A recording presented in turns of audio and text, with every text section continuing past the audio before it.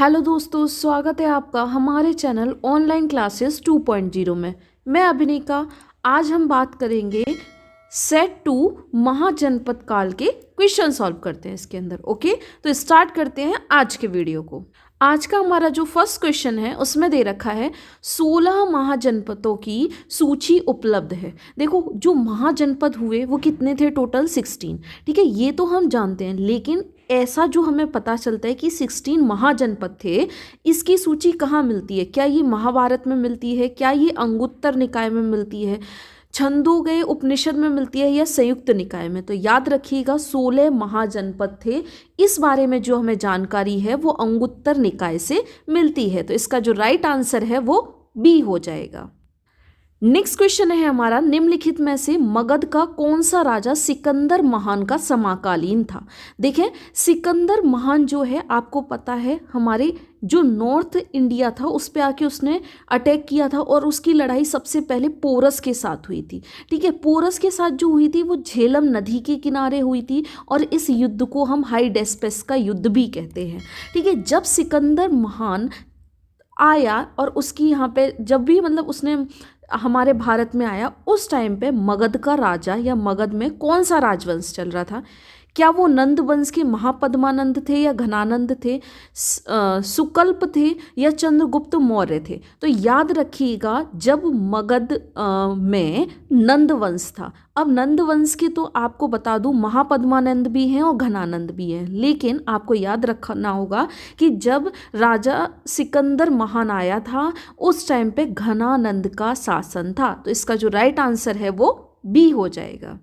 Next question है हमारा, प्रथम मगध साम्राज्य का उत्कर्ष किस सदी में हुआ था?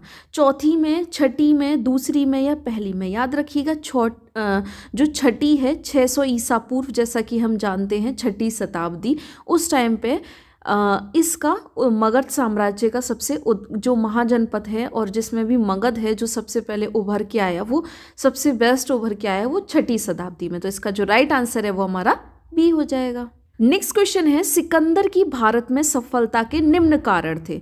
भारत में तब कोई केंद्रीय सत्ता नहीं थी। देखें, उस टाइम पे हमारे यहाँ कोई भी केंद्रीय सत्ता नहीं थी, ये बात बिल्कुल सही है। उसकी सेना श्रेष्ठ प्रकार की थी, तो हाँ, उसकी सेना भी काफ़ी श्रेष्ठ प्रकार की थी। उसे देशद्रोही भारतीय शासकों का सहयोग मिला, उसको साथ ही साथ सहयोग भी मिला था, ये बात भी सही है। और वह एक अच्छा प्रशासक था, जैसा कि सब लोग जानते हैं। तो इसके जो चारों स्टेटमेंट हैं वो सही हैं, और इसी वजह से सिकंदर महान को भारत के अंदर सफलता मिली थी। तो इसका जो राइट आंसर है वो हमारा डी हो जाएगा। नेक्स्ट क्वेश्चन हमारा है, सूची 1 को सूची 2 से सुमेलित कीजिए। देखिए, सबसे पहले सूची 1 में राजा दे रखे हैं, जिसमें प्रद्योत, उदयन, प्रसेनजित, अजातशत्रु। अब यहाँ पर इनके राज्य पूछे गए हैं। तो मैं सबसे पहले आपको बता दूं, जो अजातशत्रु हैं वो कहाँ के राजा थे? मगध के। तो याद रखिएगा डी का जो है हमारा क्या हो जाएगा? 1 हो जाएगा। साथ ही साथ अगर प्रद्योत की बात करें तो ये जो है हमारे अवंती के राजा हैं। तो जो हमारा ए का है वो क्या हो जाएगा? हमारा 3। ठीक है, बी देखें, बी में उदयन दे रखे हैं। उदयन जो है हमारे वत्स के राजा हैं, तो इसका जो है 2 हो जाएगा। साथ ही साथ जो प्रसेनजित हैं ये कौशल के राजा हैं, तो जो सी का है वो 4 हो जाएगा। तो इस तरह होना चाहिए 3 2 4 1, 3 2 4 1, और इस तरह जो राइट आंसर है हमारा इसका सी हो जाएगा। ओके, नेक्स्ट क्वेश्चन हमारा दे रखा है, अभिलेखीय साक्ष्य, मतलब जो अभिलेख मिले हैं, जिसे हम इंग्लिश में इसकी स्टडी को एपिग्राफी कहते हैं। साक्ष्य से प्रकट होता है कि नंद राजा के आदेश से एक नहर खोदी गई थी। वो कहाँ खोदी गई? में, बंग में, कलिंग में या मगध में? तो मैं ये बता दूं, जो नंद राजा ने एक अभिलेख मिलता है वो अभिलेख हमें कलिंग से मिलता है। ठीक है, तो इसका जो राइट आंसर है वो हमारा सी हो जाएगा। नेक्स्ट क्वेश्चन है, पहला ईरानी शासक जिसने भारत के कुछ भाग को अपने अधीन किया था।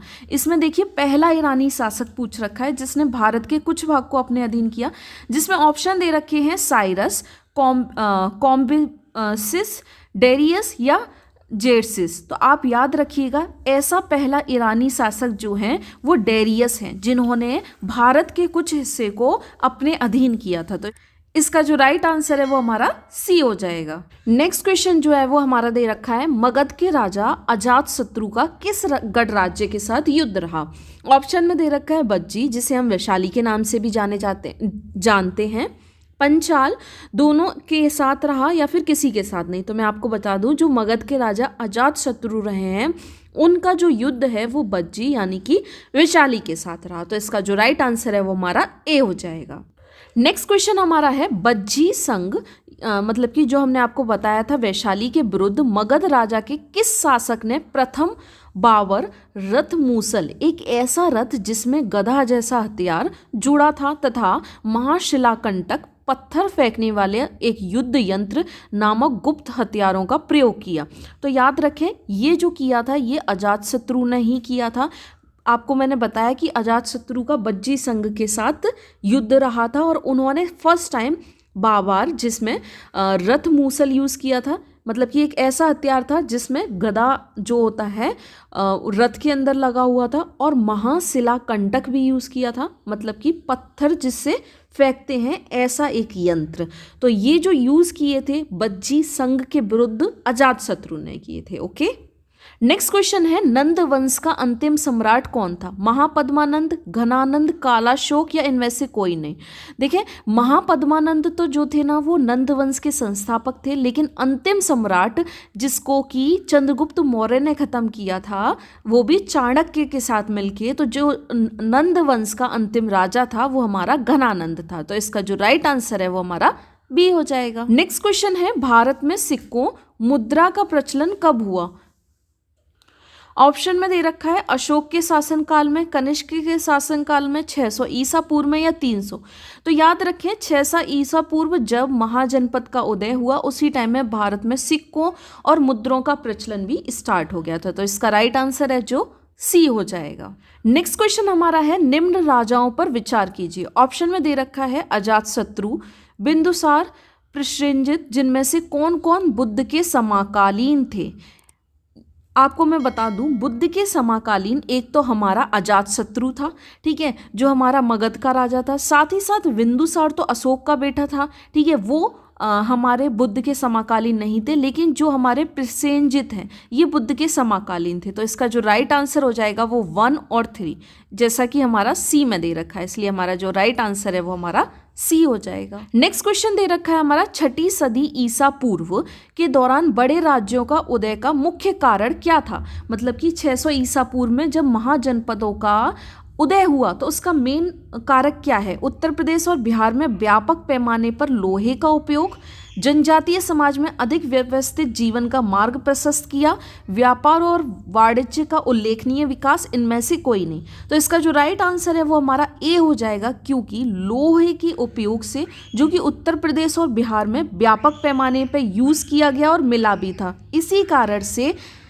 क्या हुआ कि जो उत्तर प्रदेश और बिहार वाले एरिया में इसी वजह से बड़े राज्यों का उदय जो है लोहे के उपयोग के साथ, ये जो राज्य थे जैसे बिहार और उत्तर प्रदेश वाले एरिया ये भी उभरे। नेक्स्ट क्वेश्चन हमारा दे रखा है, मगध सम्राट बिंबसार ने अपने राज्य वैद्य जीवक को किस राज्य के राजा की चिकित्सा के लिए भेजा था। कौशल के राजा के लिए, अंग के राजा के लिए, अवंती के राजा के लिए या वैशाली के राजा के लिए। मैं आपको बता दूं, जो मगध सम्राट बिंबसार थे उनका एक राज्य वैद्य था जिसका नाम जीवक था, ठीक है। इस जीवक को अवंती राजा प्रदोत के लिए, ठीक है, याद रखिएगा प्रदोत नाम है इनका, प्रदोत के लिए अवंती के राजा उसके चिकित्सा के लिए भेजा था मगध के सम्राट बिंबसार ने। तो इसका जो राइट आंसर है वो सी हो जाएगा, अवंती।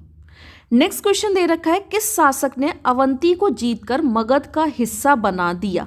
ठीक है, अजातशत्रु ने, बिंबसार ने, शिशुनाग ने या महापद्मानंद ने।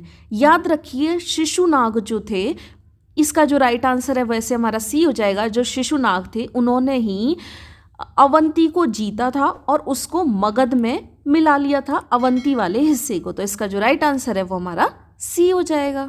नेक्स्ट क्वेश्चन है, किस मगध सम्राट ने अंग का विलय अपने राज्य में कर लिया।